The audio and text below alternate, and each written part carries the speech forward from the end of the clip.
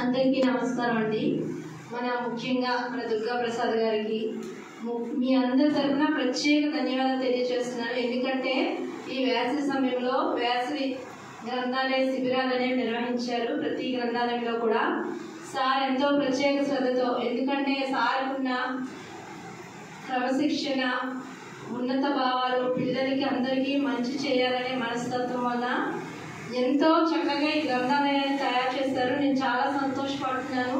ప్రతి కార్యక్రమం కూడా ఎంతో ఉన్నతంగా ప్రత్యేక రీతిలో అభివృద్ధి చేసి పిల్లలకి దగ్గర కావాలని ఎన్నో పుస్తకాలు, నెక్స్ట్ కంప్యూటరు, ఎన్నో గేమ్స్, మీకు చక్కగా పిల్లలు ఆడుకునేందుకు క్యారమ్స్ అన్నారు.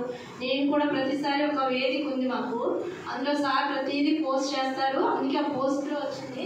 నేను కూడా మా వాట్సాప్ గ్రూప్లో పెట్టానండి. ఎందుకంటే వేసవి శిక్షణ శిబిరాలు అనేవి గ్రంథాలయంలో ఉంటాయి. ఆ కాలం సద్వినియోగం చేసుకుంటే మనం కూడా చదువు మర్చిపోకుండా చక్కగా గుర్తుంచుకొని నెక్స్ట్ స్కూల్కి వెళ్ళగానే అన్నింటిలో కూడా మంచి ర్యాంకు సాధించడానికి అవకాశం ఉంటుందని నేను మా ప్రతి టీచర్ని అడిగాను, పిల్లల్ని పంపించండి అంటే. పాడంగి కాబట్టి దగ్గరున్న అందరం వస్తాం. వేసవి కూడా చాలా ఎక్కువగా ఉంది. ఎండల తీవ్రత దూర ప్రాంతాల వాళ్ళు రాలేకపోయారు సార్, లేకపోతే అందరూ వచ్చేవాళ్ళే. ఈ సంవత్సరం చాలా ఎండలు ఉన్నాయి. అయినా మీరు చక్కగా మీరందరికీ పెట్టి ఈ యొక్క కార్యక్రమాన్ని చక్కగా జయప్రదం చేసినందుకు మీకు మా మండలం తరఫున, మా విద్యాశాఖ తరఫున కూడా మీకు ప్రత్యేక ధన్యవాదాలు తెలియజేస్తున్నానండి. అదేవిధంగా మా ఇద్దరు సార్లు కూడా ప్రత్యేక ధన్యవాదాలు తెలియజేస్తున్నాను. ఈ విషయాలు కార్యక్రమాలు కూడా ఈ సంవత్సరంగా ఘనంగా చేసి విజయం సాధిస్తారని కోరుకుంటున్నాను సార్. ఆ దేవదేవుడు మిమ్మల్ని అన్ని విధాలు ఆశీర్వదించాలి. మీ కుటుంబానికి కూడా అన్నదండగా ఉండి మిమ్మల్ని నడిపిస్తారు సార్. ఏం భయపడద్దు. అన్ని కార్యక్రమాలు కూడా మీరు చేపట్టినవి జయప్రదం అవుతాయి. ఆ దేవుని దయ వల్ల నాకు ఈ చిన్న అవకాశాన్ని ఇచ్చినందుకు మీకు ప్రత్యేక ధన్యవాదాలు సార్. మీ అందరూ కూడా గిఫ్ట్లు తీసుకుంటారు. ఇప్పుడు దానికంటే ముందు మేడం గారు మన కోసం ఎంత బిజీగా ఉన్నప్పటికీ కూడా తన సమయాన్ని కేటాయించినందుకు ఒక చిన్న శాలువా కప్పి ఆమె సత్కరించవలసిందిగా లైబ్రరీ గారు. వేసవి శిక్షణ శిబిరాలు అనేవి గ్రంథాలయంలో ఉంటాయి. ఆ కాలం సద్వినియోగం చేసుకుంటే మనం కూడా చదువు మర్చిపోకుండా చక్కగా గుర్తుంచుకొని నెక్స్ట్ స్కూల్కి వెళ్ళగానే అన్నింటిలో కూడా మంచి ర్యాంకు సాధించడానికి అవకాశం ఉంటుందని నేను మా ప్రతి టీచర్ని అడిగాను, పిల్లల్ని పంపించండి అంటే. బాడంగి కాబట్టి దగ్గరున్న అందరం వస్తాం. వేసవి కూడా చాలా ఎక్కువగా ఉంది. ఎండల తీవ్రత వల్ల దూర ప్రాంతాల రాలేకపోయారు సార్, లేకపోతే అందరూ వచ్చేవాళ్ళే. ఈ సంవత్సరం చాలా ఎండలు ఉన్నాయి. అయినా మీరు చక్కగా మీరందరికీ పెట్టి ఈ యొక్క కార్యక్రమాన్ని చక్కగా జయప్రదం చేసినందుకు మీకు మా మండలం తరఫున, మా విద్యాశాఖ తరఫున కూడా మీకు ప్రత్యేక ధన్యవాదాలు తెలియజేస్తున్నానండి.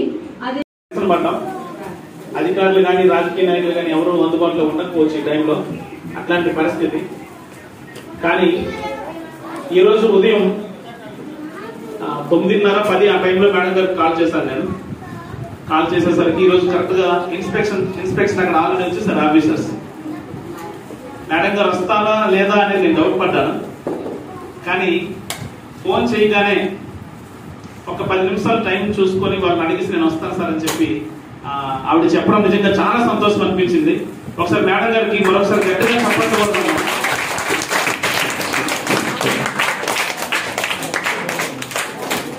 Thank you so much madam గారు. అలాగే ఈ కార్యక్రమానికి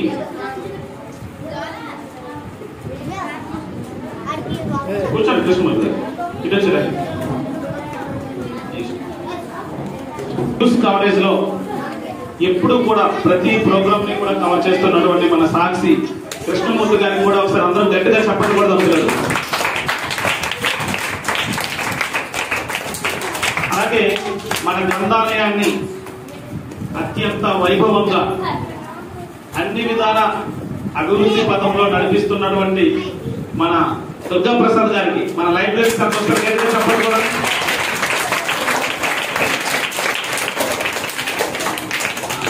అలాగే ఈ గ్రంథాలయం ఇంత పరిశుభ్రంగా బయట మొక్కలు కానీ లోపల క్లీనింగ్ కానీ మీరు ప్రతిరోజు వచ్చి ఇంత చక్కగా చదువుకోవడానికి, అన్ని క్లీన్ చేయడానికి, ఇవన్నిటికీ కూడా చక్కగా ఈ గ్రంథాలయాన్ని పరిశుభ్రంగా ఉంచుతున్నటువంటి మన శ్రీదేవమ్మ గారికి కూడా ఒక సందర్భంగా చెప్పండి కూడా.